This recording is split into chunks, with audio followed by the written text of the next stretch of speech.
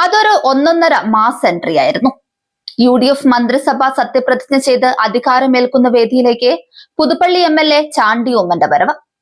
അതിന്റെ ദൃശ്യങ്ങൾ സോഷ്യൽ മീഡിയയിൽ തരംഗമായി.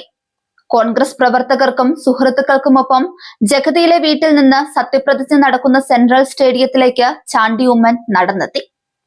ലൂസിഫർ എന്ന ചിത്രത്തിൽ മോഹൻലാൽ അവതരിപ്പിച്ച സ്റ്റീഫൻ നെടുമ്പള്ളി എന്ന കഥാപാത്രത്തിന്റെ മാസ് എൻട്രിയോടാണ് ചാണ്ടി ഉമ്മന്റെ വരവിനെ താരതമ്യപ്പെടുത്തിയത്.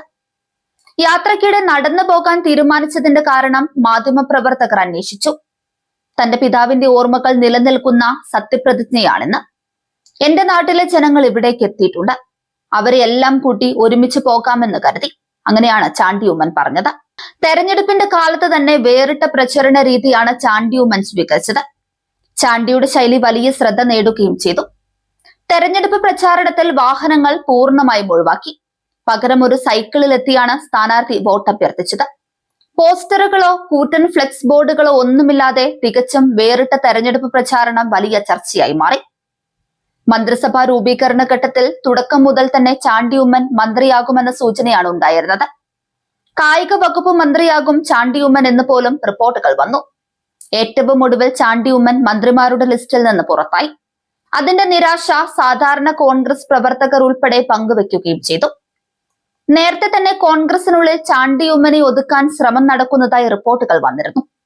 അതിനെയെല്ലാം നിഷ്പ്രഭമാക്കുന്ന ജനകീയത ചാണ്ടി ഉമ്മനുണ്ട്.